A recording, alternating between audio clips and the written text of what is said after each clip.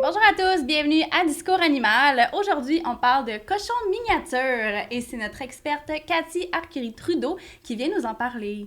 Allô? Bonjour! Allô? Ça va? Oui, ça va bien, vous? Oui, merci. Donc, Cathy, est-ce que tu peux nous expliquer un petit peu d'où tu viens puis d'où a parti justement ta carrière dans les animaux? Oui, bien sûr. Mais en fait, moi, dans la vie, même quand j'étais jeune, je me sentais très, très près de la nature, plus que des gens. En fait, j'ai toujours été quelqu'un de très, très réservé. Puis, quand j'étais jeune, en fait, moi, je suis enfant unique. Puis, quand j'étais jeune, j'allais souvent dehors, j'allais me promener sur le bord de l'eau. Tu sais, je me trouvais, dans le fond, des activités pour m'occuper seule. Puis, c'est vraiment avec la nature que j'ai trouvé, dans le fond, ma passion, puis ce qui venait vraiment me chercher. Dans le fond, je regardais tout, là, quand j'allais sur le bord de l'eau, je regardais les petites grenouilles, les choses comme ça. Puis, en grandissant, je me suis dit justement que je voulais rester auprès de ce milieu-là. Je voulais vraiment travailler avec les animaux. Quand j'étais jeune, en fait, on me disait, est-ce que tu veux devenir vétérinaire, ces choses-là? Moi, ce qui m'intéressait, c'était surtout d'étudier les phénomènes, les choses comme ça, les animaux, le développement. J'ai pensé, mettons, à une biologiste ou zoologiste, mais malheureusement, mes études ont fait que c'était à demande trop élevée. Les cotères, tout ça, j'ai un peu de misère avec ça. Donc, j'ai fait un entre-deux. Moi, dans le fond, avec le temps, j'ai décidé d'aller technicienne en santé animale. Donc, j'ai fait mon parcours à Lionel Groulx. Puis, c'est vraiment là, dans le fond, que je me suis trouvée. Je ne souhaitais pas nécessairement être vétérinaire, étant donné que, justement, c'est beaucoup de paperasse, beaucoup de responsabilités. Mais je voulais vraiment prendre soin des animaux, là, vraiment concrètement, m'occuper d'eux, des soins, autant la santé que tout le reste. Donc, j'ai commencé en 2013 là-dedans. J'ai gradué en 2017. Mais dans le fond, dans mon parcours là-dedans, en plus de la santé, j'ai appris au niveau du comportement. J'ai fait des petits cours de base là-dedans, puis ça m'a vraiment mis la puce à l'oreille que j'aimais ça. Puis j'ai découvert des espèces animales pendant mes études avec qui je pensais jamais développer des liens. Donc en fait, en 2015, pendant mes études, moi j'ai commencé à travailler, là je vais dire le vrai mot, là, c'est un petit peu tabou je dirais, mais j'ai commencé à travailler en recherche, donc en laboratoire. Puis moi je m'occupais en plus de la santé des animaux. Au début je commençais par contre à faire plus du travail d'animalière, jusqu'à temps qu'au fur et à mesure de mes études, bien, je deviens vraiment technicienne là-bas. Mais les espèces avec lesquelles je travaillais, c'était plus concrètement moutons et cochons. Donc, c'est là, en fait, que j'ai vraiment appris à connaître les cochons. Puis, je travaillais avec toutes sortes de cochons, donc des cochons de grande race, autant que des cochons miniatures. J'ai vu toutes sortes de comportements, ces choses-là. Pendant que je travaillais là-bas, mais, je m'occupais à les entraîner, en plus de les soigner, ces choses-là. Puis, moi, je ne m'occupais pas, dans le fond, de la partie faire des études dessus. T'sais, moi, c'était vraiment plus les soins de santé, ces choses-là. Fait qu'en fait, j'ai gradué en 2017. J'ai continué, dans le fond, dans cette entreprise-là jusqu'à peu près 2020, 2021. Puis, par la suite, bien, ça ne concordait plus avec mes valeurs. En fait, depuis le COVID, bien, nous, on faisait souvent affaire avec des travailleurs internationaux pour des études internationales. Et vu que ça s'était fermé, bien, ils ont beaucoup changé dans la compagnie. Puis, dans le fond, ça s'est fait acheter aussi. Donc, ils se sont mis à faire des études qui n'allaient plus dans mes valeurs. J'avais aussi changé de poste, puis ça ne me rejoignait plus. Donc, finalement, j'ai décidé d'aller en clinique vétérinaire. À ce moment-là, par contre, je ne travaillais plus avec les cochons. Donc, c'est ça que j'avais perdu. C'est un domaine quand même tabou, les laboratoires, mais sans avoir passé par ce parcours-là, bien, j'aurais jamais découvert, dans le fond, ma passion pour eux. J'aurais jamais découvert leur comportement, comment ça pouvait être des animaux affectueux, ces choses-là.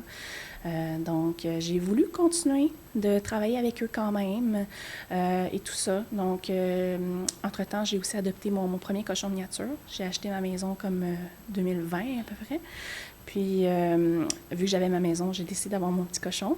Puis, aussi, vu que je ne travaillais plus avec des cochons, bien, j'ai décidé d'ouvrir, dans le fond, ma compagnie, qui est Comportement CAT. Donc, dans le fond, c'est pas que je fais du comportement de chat, c'est que CAT, c'est l'acronyme de mon nom, dans le fond, Cathy Arcueil-Trudeau. Puis, c'est ça. Dans le fond, j'ai décidé d'ouvrir cette compagnie-là parce que je voulais continuer à travailler avec les cochons.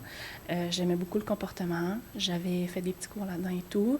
Puis, je trouve qu'au Québec, les cochons, c'est un animal très mal compris. Il y a aussi beaucoup d'abandon, ces choses-là. Fait que, tu sais, je voulais vraiment... Tu sais, avant, j'aidais les cochons dans leur santé, mais là, je voulais faire quelque chose de plus concrètement, vraiment, pour aider les gens et les cochons dans les foyers québécois.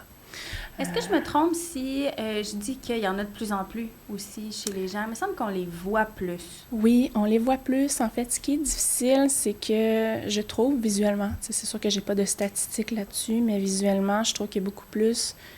il y a beaucoup plus de gens qui ont des chiens que des cochons, mais on voit le même nombre de publications sur les cochons passés. Oui, OK. Je trouve que c'est un animal qui devient beaucoup à la mode, mais les gens, ils savent pas trop dans quoi ils s'embarquent. C'est un animal mignon, ça a l'air facile, ils pensent que ça s'entraîne comme un chien, comme un chat, mais pas toujours, tu sais, puis ça en résulte à beaucoup d'abandon.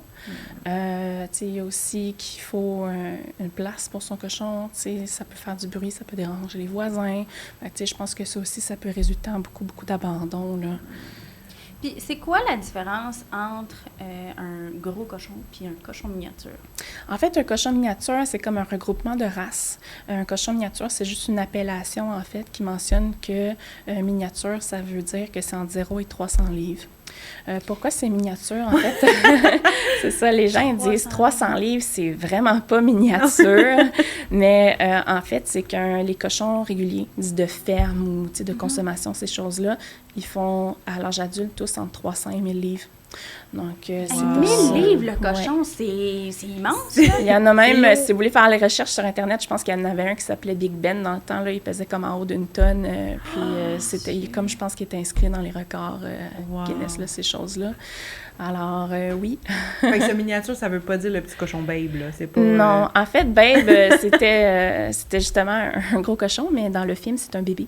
Oui. Donc, c'est pour ça qu'il est tout petit. C'est important de savoir que les cochons, ça finit de grandir entre 3 et 5 ans. Donc, tu sais, souvent, quand vous voyez un petit cochon, c'est tout simplement parce qu'il est trop jeune. Puis que souvent, les petits cochons qu'on voit, là, qui sont à peu près gros comme ça, ils ont peut-être 2-3 mois, là. OK, OK. oui. Fait que c'est ça, c'est des attrapes, des fois, quand on le sait pas, que ça finit de grandir à 5 ans. Exact. Ben Il y a beaucoup de gens qui savent pas. Puis, tu sais, c'est justement aussi pour ça que je suis là, tu sais.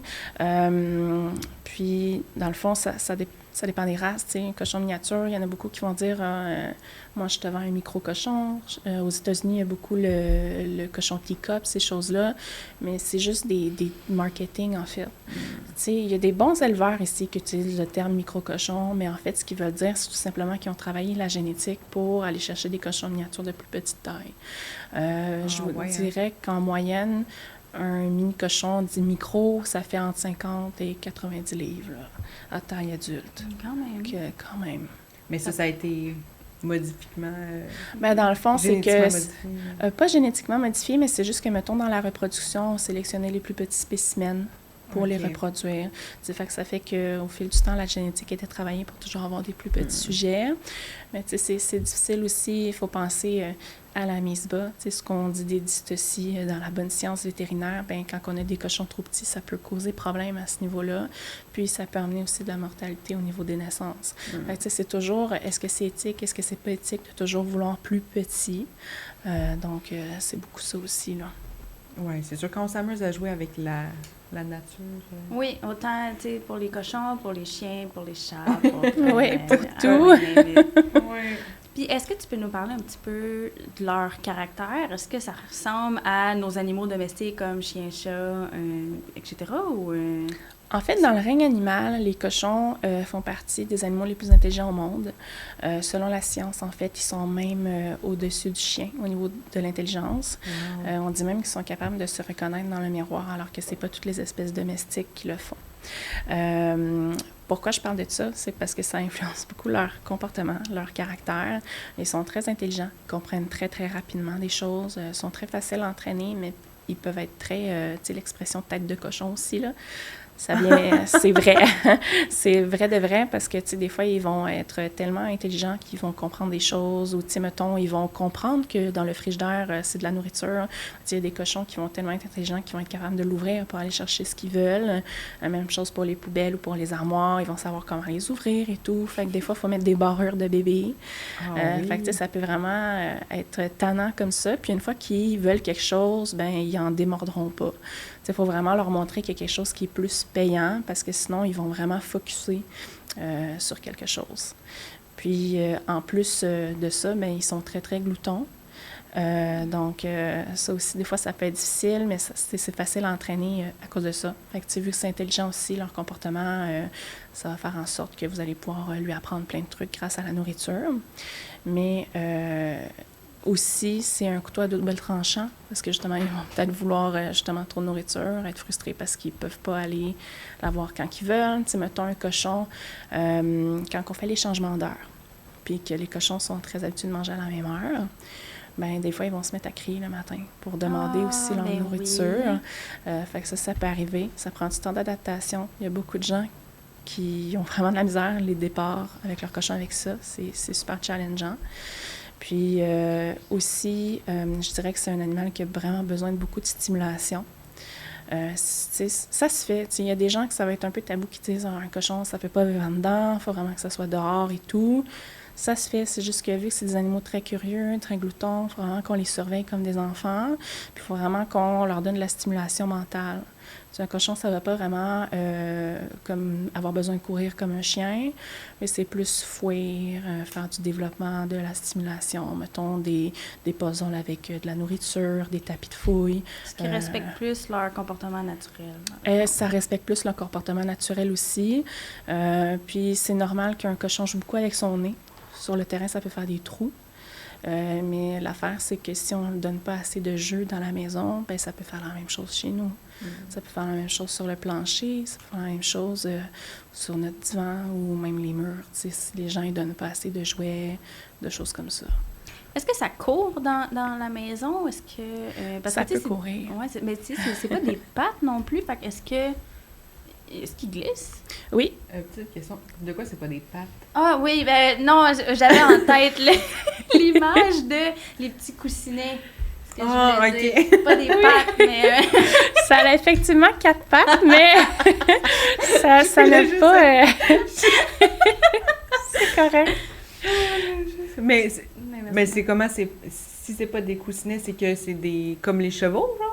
Moi, j'ai cette image-là, non? C'est pas tout à fait comme ça. Je dirais qu'ils ont comme une petite partie de peau en dessous, mais après, ça fait vraiment comme un sabot, un peu comme les moutons. OK. Effectivement, ils peuvent glisser sur les planchers de bois franc, ces choses-là. Il y en a qui mettent des tapis dans leur maison, puis souvent, ça va justement faire que les cochons vont avoir plus facilement des zoomies parce qu'ils vont avoir de la grip dessus, fait que ils vont pouvoir se mettre à tourner en rond puis à jouer. Ouais. Des fois, tu sais, surtout les petits cochons, les jeunes cochons, ils font beaucoup ça. En grandissant, ils courent moins, mais oui, là, des fois, ça leur arrive, des périodes de jeu où est-ce qu'ils ont vraiment du fun. En tout cas, les cochons que j'ai vus, mes cochons aussi, ils aiment beaucoup les sacs qui font du bruit. Des fois, ils vont se mettre à secouer un sac comme ça, puis à se mettre à tourner en rond de bonheur là, quand ça arrive. Donc, oui. C'est quoi leurs besoins physiques, mettons, d'entretien? Physique dans le fond d'entretien, je pense, mettons, aux sabots. Les sabots, ça a besoin d'utiliser sur une surface quand même assez abrasive. Mettons, si votre cochon marche souvent dehors, sur l'asphalte, bien, ça peut aider à user les sabots, mais en général, on les fait 2 fois par année. Parce qu'avec les besoins de maison et tout ça, bien, ils les usent moins de façon naturelle. Fait que souvent, les gens les font au printemps, automne, là, ces choses-là. Ça pousse de façon continue. C'est comme les dents aussi. Donc, les défenses, chez les mâles, on a besoin de les tailler. Les femelles, il y en a aussi, mais ça pousse beaucoup, beaucoup plus lentement. Fait que ça, on a moins besoin de les faire. Mais les mâles, ils vont vraiment avoir des défenses. Puis ça peut être assez dangereux, autant pour eux que pour nous. Même si les cochons sont super gentils, bien, ces dents-là, en poussant, deviennent très, très longues, puis ils peuvent s'accrocher, mettons, dans des barreaux, dans nos pantalons, ou, tu sais, faire des dégâts ou des blessures. Donc, c'est important de les tailler aussi. Je dirais qu'un cochon mâle, en général, c'est pas en bas d'1 an, puis après, on les fait en entretien, là, aux années, aux 2 ans. Ah, aux années. OK, c'est pas si Oui. pire. C'est pas C'est si pas comme pire. une taille de griffe que tu fais aux 3 semaines. Non, ça pousse pas si vite que ça, mais ça pousse quand même. Puis comment quand tu même fais vite. ça? Dans le fond, il y a des gens qui vont aller chez le vétérinaire. Chez le vétérinaire, ils font une sédation. OK. Donc, en fait, beaucoup de gens font affaire avec, mettons, des éleveurs qui font ce service-là. Mhm. Puis, eux, ils vont vraiment réveiller, mais ils mettent le cochon en position sécuritaire. Puis, ils vont soit couper la défense au six-fil ou au Dremel. Dans le fond, c'est pas dangereux parce que les défenses qui sont en pousse continuellement, la pulpe, dans le fond, la racine, elle est plus loin sous la gencive. OK. Donc, dans le fond, ce qui coupe au-dessus, ben, c'est pas irrigué, mettons, de sang ou des choses comme ça, contrairement aux autres dents dans la bouche. Mettons, en milieu naturel, ça sert à quoi, les défenses? Je dirais que c'est beaucoup pour se défendre, puis aussi entre mâles pour prouver qui va avoir la femelle, mettons, des choses comme ça. Et il existe beaucoup de batailles entre les cochons. En fait, quand ils rencontrent des nouveaux individus, c'est normal qu'ils vont se chamailler un peu pour savoir, dans le fond, qui va avoir accès aux ressources. Puis ces choses-là, puis dans le fond, les mâles, c'est vraiment... pour la défense. Des défenses, c'est pour la Exactement. défense. Oui, c'est drôle à dire, mais j'imagine que le mot vient de là. Mais oui, c'est vraiment pour la bataille entre mâles et tout ça. Puis, tu sais, ça peut, tu sais, avec les hormones, quand ils sont pas castrés, c'est encore plus, plus flagrant, là. Mais je voulais juste, en fait, on est mieux ça d'aller voir un professionnel pour les tailler, les défenses, que de le faire soi-même à la maison. Oui, absolument, absolument, parce que ça peut être dangereux si on coupe la gencive. Oups, ça a flashé. Oui, Mais je pense que excusez, c'est beau. tout est beau. Ben oui, ça peut être dangereux si on ne s'y prend pas comme il faut pas couper les langues, faut pas couper les gencives. Il faut vraiment faire affaire à un professionnel pour la santé, la sécurité de son cochon, mais la nôtre aussi. C'est vraiment pas que, c'est des soins recommandés, mais je ne recommande pas de le faire sans un avis professionnel, là. Même chose pour les sabots aussi, parce que c'est pas comme les griffes. Dans le sens que c'est petit, on voit facilement la veine, mais les sabots, c'est beaucoup plus dur. Les cochons n'aiment pas ça, se faire ça. Puis, ça peut être très dangereux si on coupe trop court, là. Ça peut vraiment saigner abondamment, puis faire très, très mal là, par la suite. Les vétérinaires de cochons, c'est où? Est-ce qu'il y en a beaucoup? Est-ce qu'ils sont facilement trouvables? Malheureusement, non. C'est un énorme problème qu'on a au Québec. Puis c'est aussi ce que je conseille aux gens, c'est de trouver son vétérinaire avant d'adopter son cochon. Parce qu'il y en existe très, très peu. Mettons, pour les urgences, c'est pas mal, c'est juste la faculté. Sinon, il faut aller en Ontario. Mais la faculté, c'est ça, c'est Saint-Hyacinthe, là, sur la Rive-Sud. Puis même encore là, j'ai cru comprendre dernièrement qu'ils n'ont pas de service la nuit. Ils n'ont pas toujours un vétérinaire qui se spécialise. Fait que si on a des urgences, c'est... En Ontario?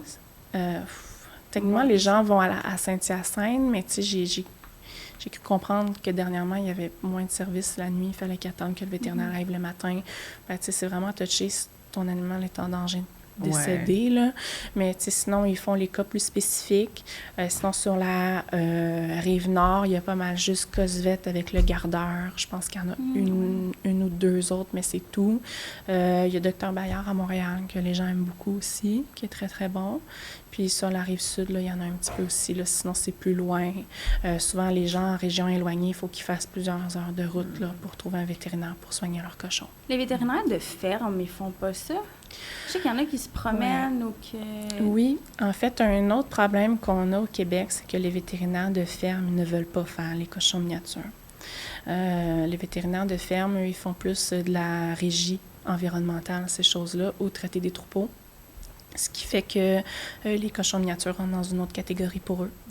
Ils sont plus petits ou j'imagine qu'ils sont moins payants parce que c'est pas un troupeau. Il faudrait qu'ils se déplacent pour un seul animal. Donc là, ça devient plus compliqué.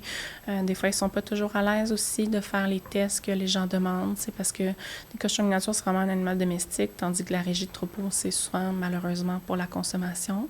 Donc, les gens qui font, mettons, des cochons pour la viande, bien, leurs cochons sont gardés moins longtemps. Tu sais, veut pas, c'est normal qu'on voit pas des problèmes de vieux chez ces cochons-là. Tandis que les cochons miniatures, souvent, bien, éventuellement, ils vont avoir besoin de prise de sang, analyse d'urine, ces choses-là. Ce qui se fait moins, dans le fond, dans le domaine de ferme. Donc, souvent, les vétérinaires de ferme sont moins à l'aise pour ça aussi.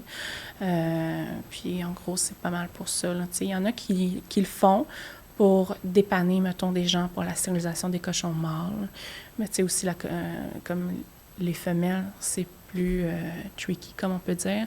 C'est vraiment comme une opération de chienne. Fait qu'il faut vraiment aller ouvrir l'abdomen. Puis souvent, ils veulent plus envoyer les gens en clinique régulière pour ça aussi. Tu disais que le vétérinaire doit se déplacer. Est-ce qu'on peut amener notre cochon dans Oui, la voiture? Absolument. En fait, c'est ça, c'est les cochons, les gens qui font affaire avec des cochons de ferme, eux, ils se déplacent dans les fermes. Mais les cochons miniatures, il n'y a pas vraiment de vétérinaires qui le font. Il faut vraiment aller dans les cliniques vétérinaires. Généralement, ils sont à l'aise dans un auto? Non. Non, c'est ça aussi le problème. Il y a beaucoup de gens qui aimeraient beaucoup avoir des vétérinaires à domicile pour leurs cochons. Parce qu'emmener un cochon en voiture, il faut que tu l'aies désensibilisé avant. Mais là, si finalement, il y a un problème de santé qui arrive sur le fly, mais les gens, ils ont vraiment de la misère à l'emmener. D'un, parce que c'est très lourd. Donc, s'ils ne sont pas habitués à la rampe ou à monter dans l'auto, ça peut être chaotique. Ils vont faire une crise et tout, ils vont crier, ça va pas être le fun. Puis, ça crie extrêmement fort. Puis, une fois dans l'auto, en fait, les cochons, c'est un animal de proie. Fait que, tu sais, ils vont souvent comme se lâcher au complet. C'est comme un réflexe aussi, là. Puis, ils vont souvent faire leurs besoins en voiture, caca, pipi. Puis, c'est vraiment des petites machines à caca, là. C'est pas juste un caca, là.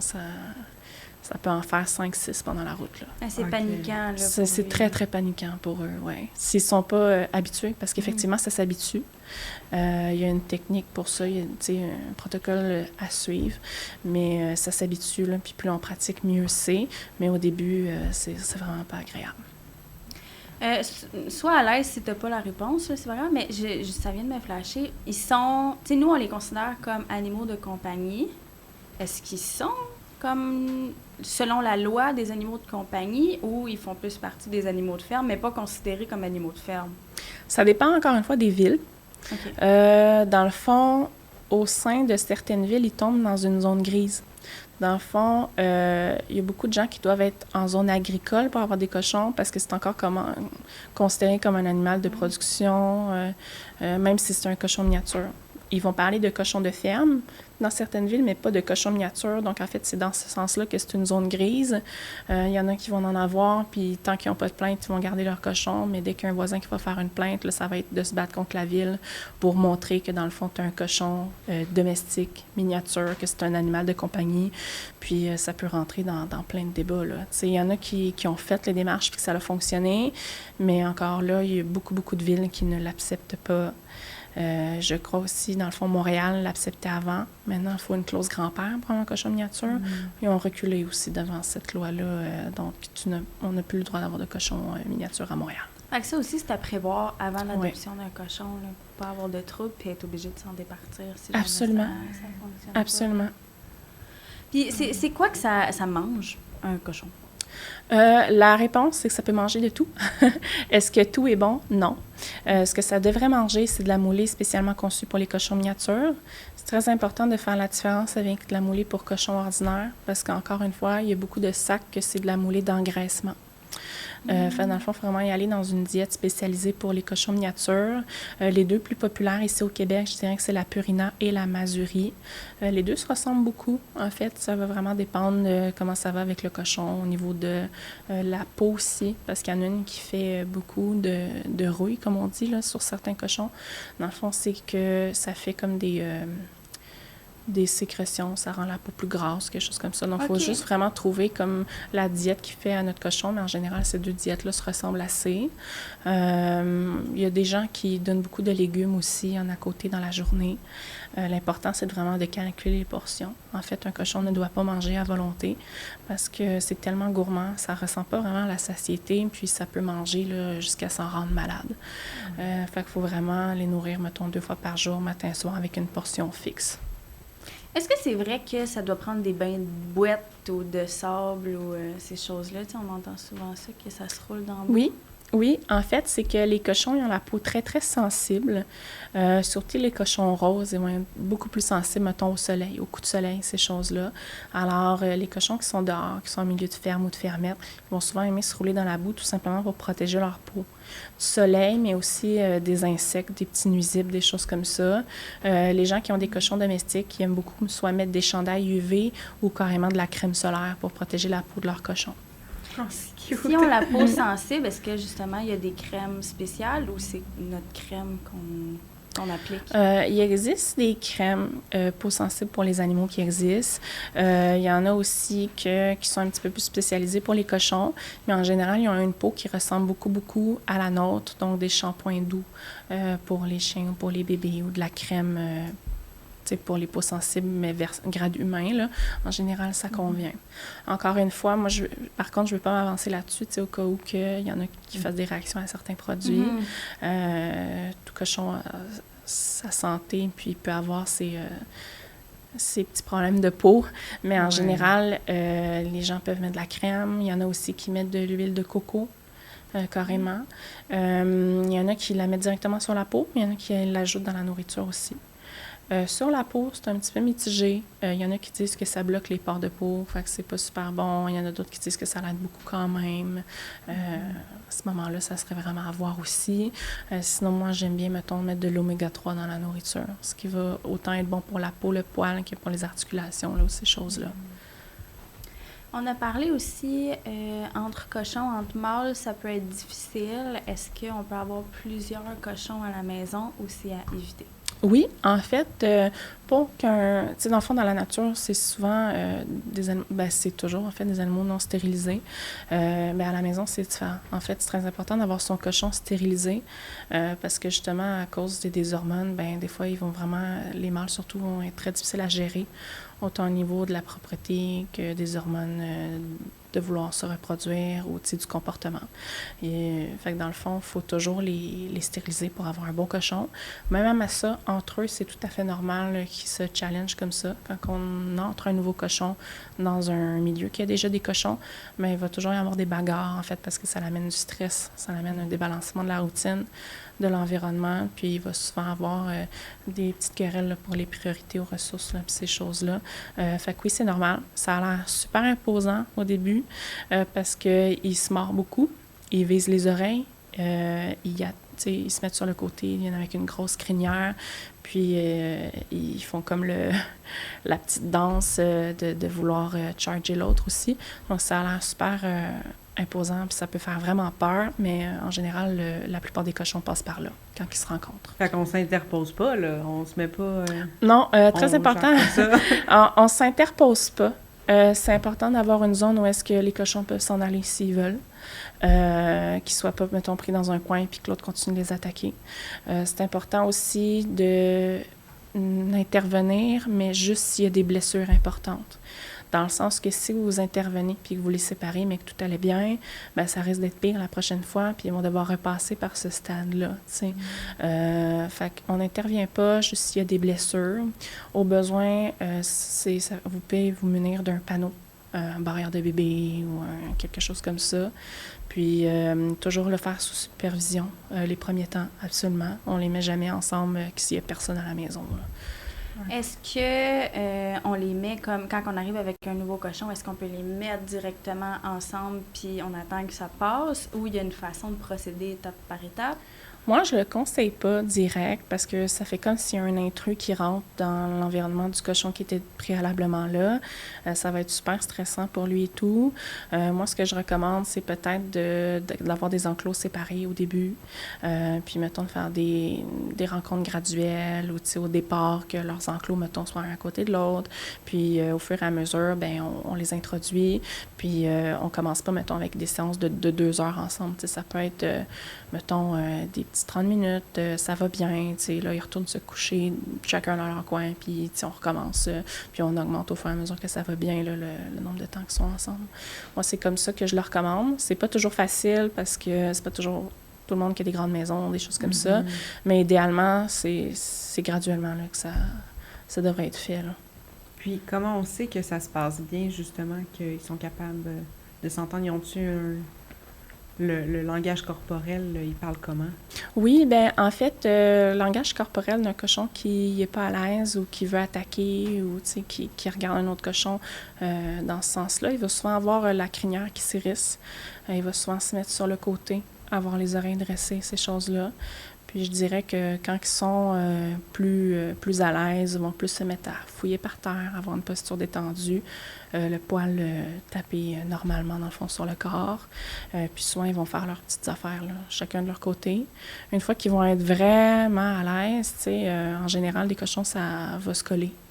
Fait que, souvent, des cochons s'adorent tout entassés les uns sur les autres. Là. Ah oui. Quand ils sont vraiment, quand ils s'entendent vraiment très bien, ils dorment tout le temps ensemble. Puis, est-ce que c'est préférable d'enlever toute possibilité de ressources ou d'en mettre plus pour qu'ils se mettent à fouiller puis à changer d'émotion avec les ressources? Exemple, est-ce qu'on met de la nourriture partout ou des possibilités où qu'ils fassent de la fouille, quelque chose, ou il y a plus de chances qu'ils se battent? Je dirais que c'est un couteau à double tranchant, encore une fois. Ça va vraiment dépendre de la situation à évaluer, parce qu'en général, le fait de mettre de la nourriture, ça peut faire l'effet inverse. Ça peut faire en sorte qu'ils se battent plus pour avoir la bouffe. Je dirais que ça dépend. Au début, je ne mettrais pas nécessairement de la nourriture, mais plusieurs choses où quand même ils peuvent aller se promener, fouiller ou... mettons quelqu'un que c'est un enclos extérieur, mais qui est grand, ça m'inquiéterait moins, mettons, de les laisser les deux là-dedans, parce que s'il y a quelque chose aussi, ben ils peuvent se sauver, Mm-hmm. Fait que les premières fois, on enlève comme les affaires très importantes.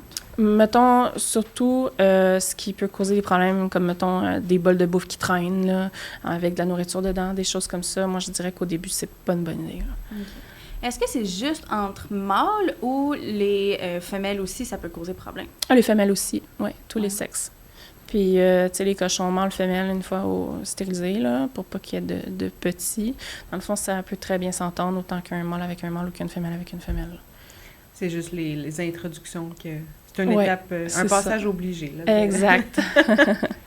Mettons que je voudrais adopter un cochon miniature. Tu sais, je sais qu'on a parlé un petit peu du tapis et du vette, des lois, etc. Mais y a-t-il autre chose qui est important à savoir avant d'adopter?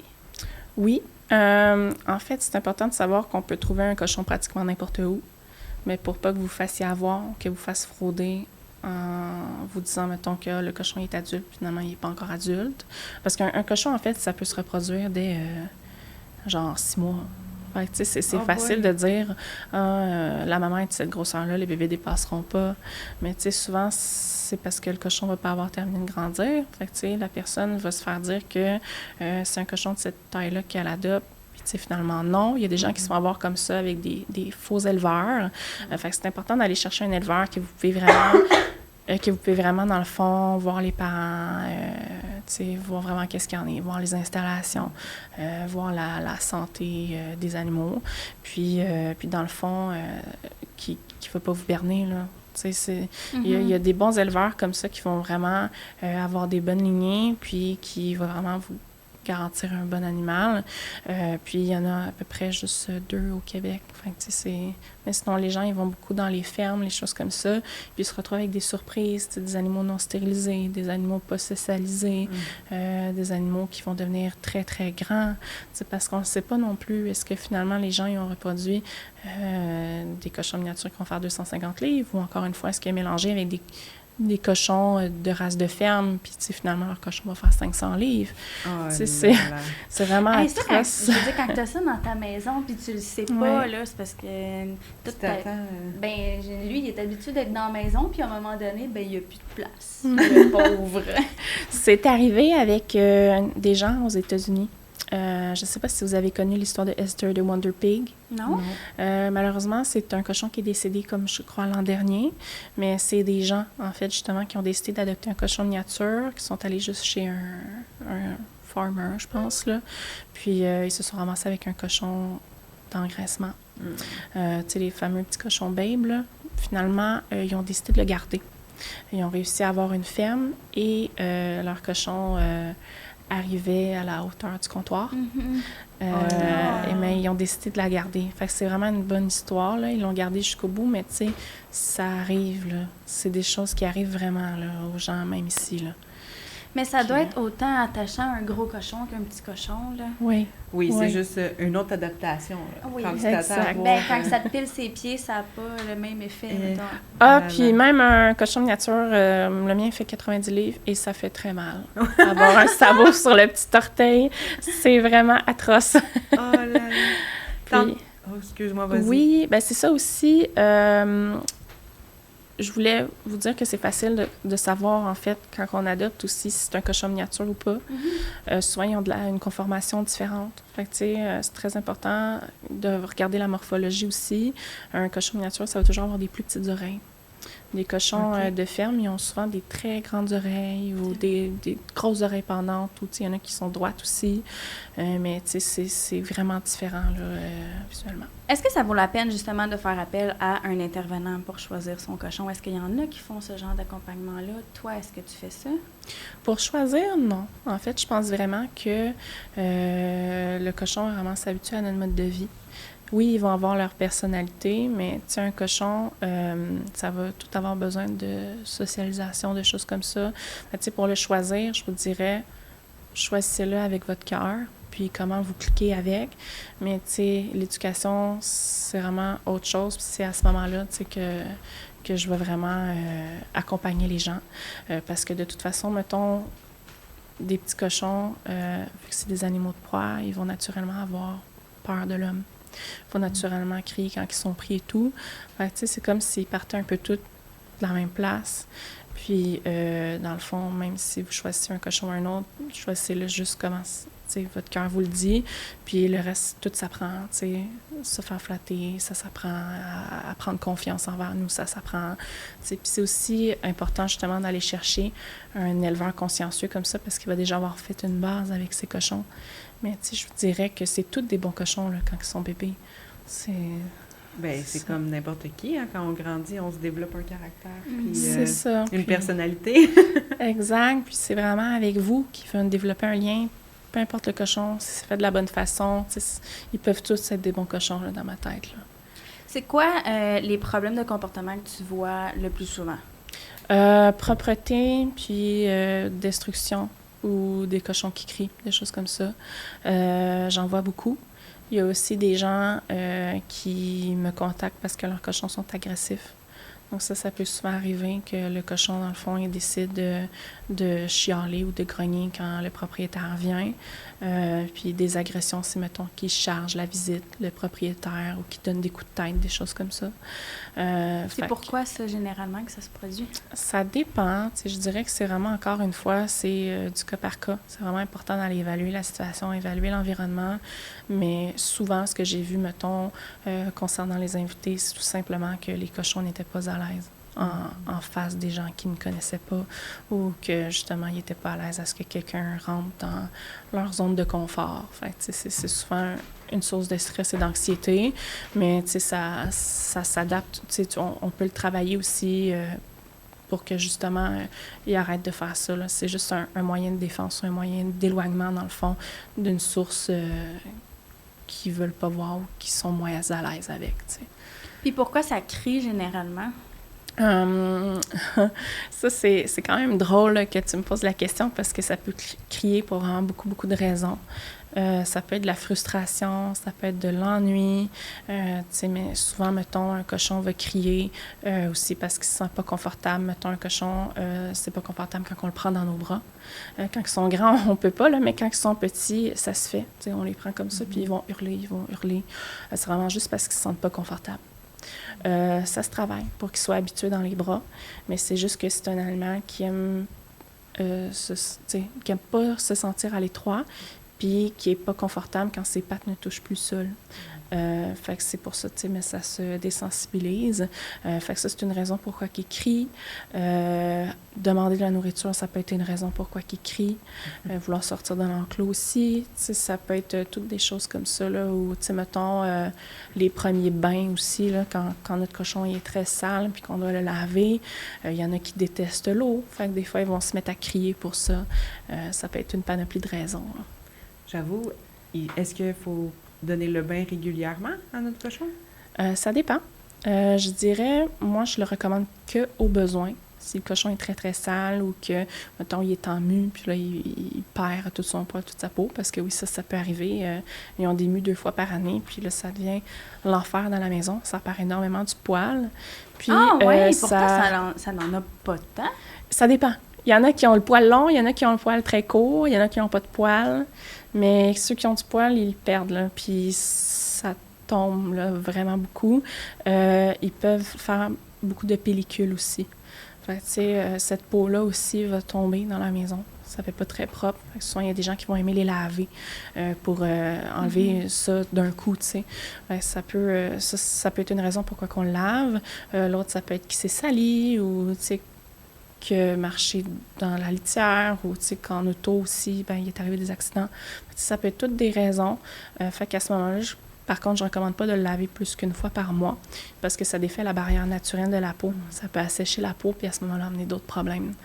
Que c'est à peu près comme un chien, je dirais, le gros max une fois par mois. OK. Est-ce que ça saute, un cochon? Ça peut sauter. Est-ce que ça aime le faire? Non. C'est capable de le faire. Tu sais, mettons qu'un animal, qu'un cochon veut vraiment aller sur le divan, il va être capable de sauter sur le divan. Mais ça a aussi beaucoup, beaucoup de vertige. Descendre du divan, c'est pas toujours facile. Même chose pour descendre les escaliers.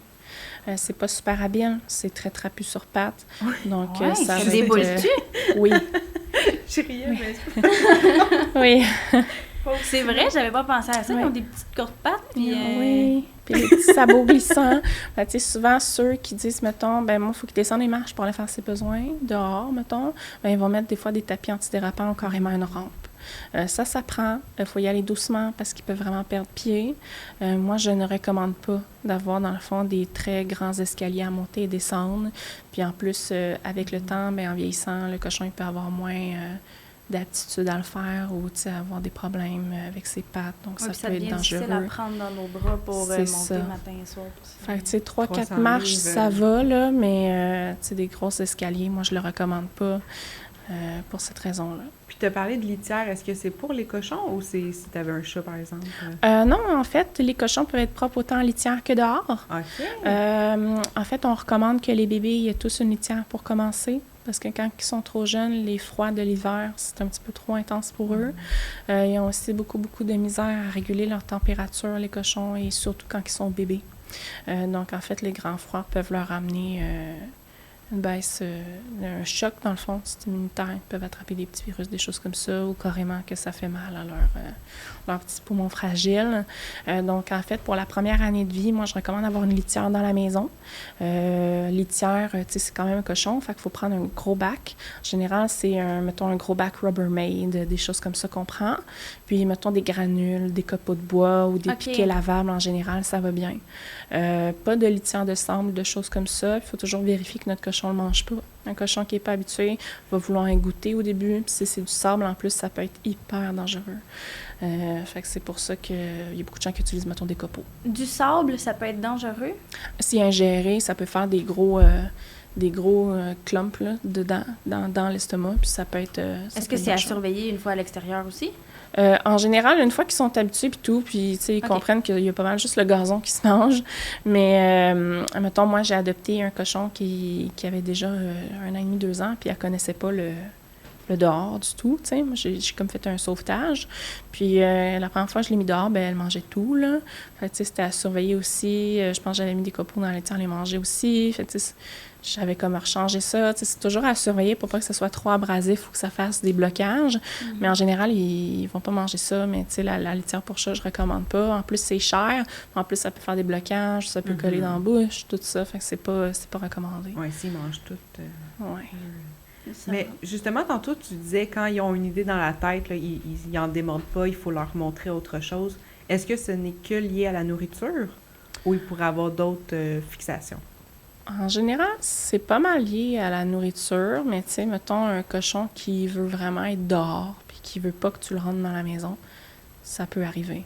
Fait qu'au début, je recommande plus de les habituer au harnais et à la laisse, parce que j'ai déjà aussi entendu des histoires que les gens, ils avaient adopté un cochon, qu'ils l'avaient laissé faire ses besoins dehors, puis finalement, bien, le cochon, il n'avait jamais voulu rentrer. Fait que là, les gens, ils capotaient un peu, ils ne savaient pas quoi faire. Ça voulait pas, le cochon ne voulait pas démordre de rester dehors. C'est tout ça aussi, là, ils peuvent avoir une tête dure, puis quand ils ont une idée dans la tête, là, c'est fixe. Ah oui, fait que c'est pas que lié à la nourriture, là. Ça peut être pour plein de choses. C'est la même chose. S'ils veulent vraiment sortir de leur enclos le matin, mais qu'il est 4 heures, ils vont crier, là. Puis s'ils comprennent que tu finis par te lever, ben ils démordront pas, là, de crier. Ils vont catcher vite que c'est une solution facile aussi, j'imagine. Est-ce que tu as déjà entendu un cochon crier? Non. Ben pas, je me souviens pas, non. Ah, tu t'en souviendrais. Ça fait très mal aux oreilles. Alors oui, j'accompagne les gens aussi pour ça. C'est vraiment un problème de comportement, les gens qui sont à bout, là, parce que justement, leur cochon crie pour diverses raisons. Ça aussi, ça peut être des choses que j'aide les gens. C'est quoi les problèmes de santé aussi qui reviennent plus souvent? J'ai beaucoup vu de problèmes urinaires, des infections, des blocages, des choses comme ça, des problèmes de peau, des problèmes dentaires. Puis, grosso modo, c'est pas mal ça pour le moment. Mais le mien, en fait, il est suivi avec son vétérinaire, mais on suspectait aussi une insuffisance rénale. Donc, c'est toutes des choses possibles. Honnêtement, ça peut avoir beaucoup de problèmes qu'on peut voir chez les chiens. C'est juste que c'est pas encore autant connu, le médical d'un cochon, jusqu'à ce jour, là, au Québec du moins. Est-ce qu'on peut donner de la nourriture de table à son cochon? Tu as dit tantôt que c'était de la moulée, mais est-ce qu'on peut oui. nourrir? En fait, on peut donner les légumes qu'on mange, mettons quand on fait à manger, puis on peut donner de la salade, des choses comme ça. Mais en fait, il faut vraiment éviter tout ce qui est trop salé, tout ce qui est trop sucré. Les oignons, ces choses-là aussi, c'est toutes des choses qui ne sont pas recommandées. Ils peuvent manger de la nourriture de table, mais il faut vraiment faire attention à ce qu'on leur donne. Il faut vraiment aussi faire attention aux calories, parce qu'un cochon qui ne mange, mettons, que des nourritures de table, en plus d'être pas bon pour leur santé, bien, ça va les rendre obèses. Fait que tout ça aussi, je recommande pas de donner de nourriture de table, mais plus, mettons, des petits légumes quand on se fait de la salade ou des choses comme ça. Ça c'est bon pour eux. C'est pas sucré, c'est pas trop salé. En fait, c'est pas salé du tout. Puis tout ça. On n'a pas abordé aussi est-ce que cohabitation avec chien-chat, c'est possible? C'est possible, surtout les chats. En fait, les chats sont plutôt passifs en général. Les cochons vont souvent les ignorer. Par contre, les chiens, ça peut être une autre paire de manches. Ça va vraiment dépendre du chien. Ça va aussi dépendre de leur comportement. S'ils font de la prédation, de la réactivité. Il y a des chiens, dans le fond, qui peuvent faire ça sur les cochons, donc ça peut être dangereux. Sinon, même si le chien est super gentil, bien, en fait, il y a un langage très différent. Un appel au jeu pour un chien, ça peut être vu comme une menace par un cochon. Donc, mais c'est prédateur-proie, en plus. Oui, c'est ça. Si, mettons, le cochon va souvent voir le chien comme une menace et ça peut faire une mauvaise compréhension du langage entre les deux et ils peuvent se battre. Et on s'entend que c'est souvent le chien qui va gagner. C'est ça qui est triste parce que... J'aurais cru le contraire, en plus. Ben le chien va... Tu sais, moi, c'est vraiment triste, là, mais surtout sur les groupes anglo aux États-Unis, j'en ai vu souvent, mettons, des chiens qui ont arraché les oreilles des cochons. Tu sais, ça arrive souvent. Fait que, tu sais, le cochon survit, mais il est hyper magané. Puis traumatisé. Mais c'est terrible. Fait que oui, ça peut... ouais, c'est souvent le chien qui gagne. C'est triste. Le cochon aussi peut faire des gros dommages, mais oui, ça peut arriver. Puis, tu sais, des fois, ça va être des chiens qui vont...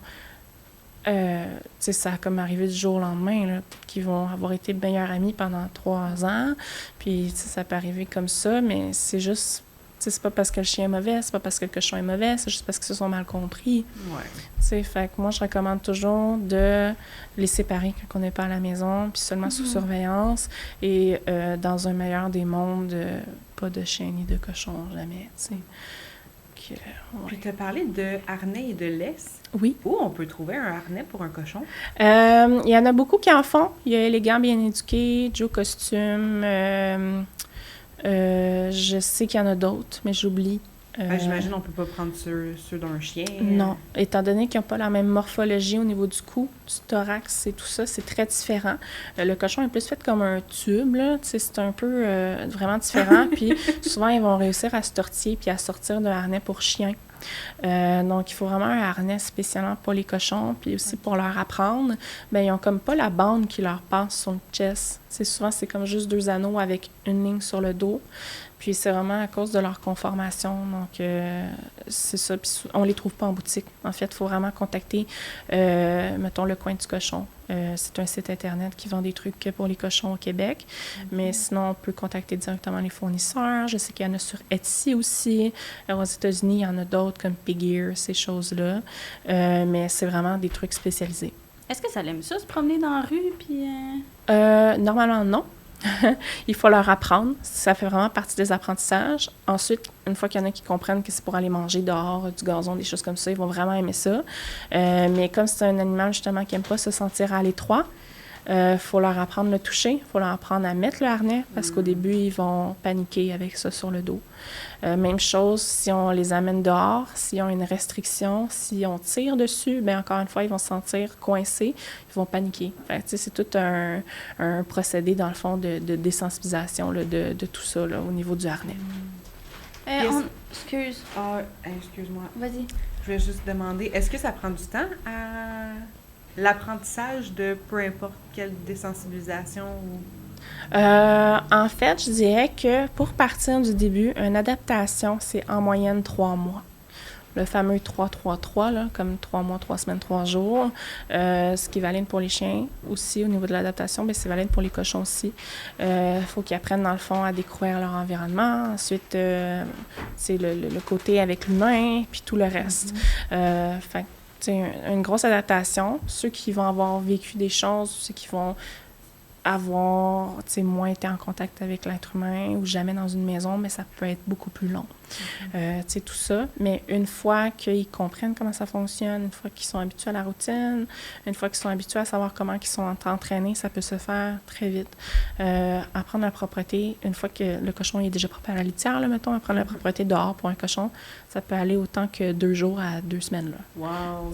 C'est vraiment très, très bright. Là. Wow! T'es... Oui, j'ai tout. En fait, c'est quand on approche de la fin, est-ce qu'il y a quelque chose de super important pour toi à dire qu'on n'a pas déjà abordé? Je pense que ça va. Je dirais qu'on a fait beaucoup de... Honnêtement, on pourrait continuer à parler vraiment longtemps. C'est sûr, ça va tout en vite. On a juste survolé le sujet. Je dirais que si les gens ils sont intéressés, ils peuvent me contacter, Comportement 4, ces choses-là. On va mettre aussi tes coordonnées dans la description de l'épisode. Oui, bien sûr. Donc moi, en fait, je fais du comportement à distance. Si jamais les gens vivent loin, que c'est pas possible. Je fais aussi du comportement à domicile. J'aide les gens, je donne des conseils, autant, dans le fond, juste pour savoir c'est quoi un cochon miniature qu'au niveau du comportement. J'analyse les situations et tout ça. J'ai parlé de mon expérience en tant que technicienne, mais dans le fond, j'ai aussi fait des cours, dans le fond, du comportement avec Daniel Filion. Non, j'ai comme une vingtaine d'heures de cours à peu près. J'ai regardé un petit peu aussi des cours avec... de maître, là, même si c'est pour les chiens, il y a des choses qui s'appliquent aux cochons. En fait, il y a beaucoup de trucs au niveau du comportement. Fait que, dans le fond, je pars de loin. Le comportement, c'est quelque chose qui est en constante évolution. Fait que, je commence à me faire connaître, mais si les gens ils ont des questions, qu'ils n'hésitent pas à me contacter. Là, ça si me fait les gens, plaisir. excuse-moi d'avoir coupé, si les gens veulent s'instruire justement sur les cochons, est-ce qu'il y en a des cours ici à prendre? Non, ça n'existe pas. Puis, dans le fond, il n'existe aucun cours spécifiquement pour le comportement du cochon miniature. Fait que, il faut vraiment y aller avec la science du comportement animal, là, tout simplement, puis l'adapter en fonction du langage et tout ça. Donc, un énorme merci d'être venu présenter. Merci.